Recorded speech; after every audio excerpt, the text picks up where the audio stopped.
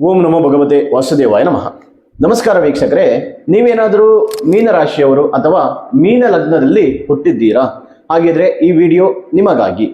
ನೀವು ಸಣ್ಣ ವಿಷಯಕ್ಕೂ ಹೆಚ್ಚು ಸಮಸ್ಯೆಗಳನ್ನು ಅನುಭವಿಸ್ತಾ ಇದ್ದೀರಾ? ಅದರ ಕಾರಣ ನಿಮಗೆ ಗೊತ್ತಿದೆಯಾ?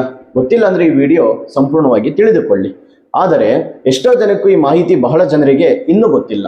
ಹಾಗಾಗಿ ಈ ರೀಲ್ ಕಳೆದೋಗೋಕ್ಕೂ ಮೊದಲು ವಿಡಿಯೋ ಸೇವ್ ಮಾಡಿಕೊಳ್ಳಿ, ಹಾಗೆ ಲೈಕ್ ಮಾಡಿ, ಶೇರ್ ಮಾಡಿ, ಜೊತೆಗೆ ನಮ್ಮ ಪೇಜನ್ನು ಫಾಲೋ ಮಾಡಿ. ನೋಡಿ, ಮೀನರಾಶಿಯವರು ತುಂಬ ಒಂದಷ್ಟು ಸ್ವಾಭಿಮಾನ ಉಳ್ಳಂಥವರು, ಬೇರೆಯವರ ನೋವು ಕೂಡ ತಮ್ಮದಾಗಿ ತೆಗೆದುಕೊಳ್ಳುವಂಥ ವ್ಯಕ್ತಿಗಳು. ನಿಮ್ಮ ಮನಸ್ಸು, ಕಲ್ಪನೆ ಮತ್ತು ಭಾವನೆಗಳಿಂದ ತುಂಬಿರುತ್ತೆ.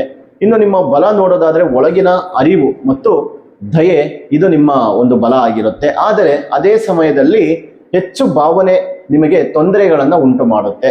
ಕೆಲವೊಮ್ಮೆ ವಾಸ್ತವಿಕ ನೋಡೋದಾದರೆ ಕಲ್ಪನೆಗೆ ಹೆಚ್ಚು ನೀವು ಹೋಗುವಂಥ ಸಾಧ್ಯತೆಗಳು ಇರುತ್ತೆ.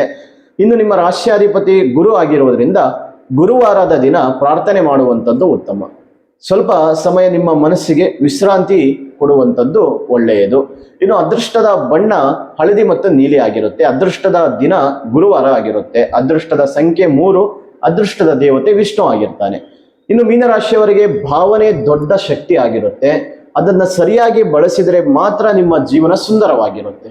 ಇನ್ನು ವೀಕ್ಷಕರೇ, ನಿಮ್ಮ ರಾಶಿಯ ಬಗ್ಗೆ ಇನ್ನಷ್ಟು ಹೆಚ್ಚಿನ ಮಾಹಿತಿಗಾಗಿ, ನಿಮ್ಮ ವೈಯಕ್ತಿಕ ಜಾತಕದ ಪರಿಶೀಲನೆಗಾಗಿ ಸ್ಕ್ರೀನ್ನಲ್ಲಿ ಕಾಣ್ತಾ ಇರುವಂಥ ಸಂಖ್ಯೆಗೆ ಕರೆ ಮಾಡಿ ನಿಮ್ಮ ಅಪಾಯಿಂಟ್ಮೆಂಟ್ ಬುಕ್ ಮಾಡಿಕೊಳ್ಳಿ. ನಮಸ್ಕಾರ.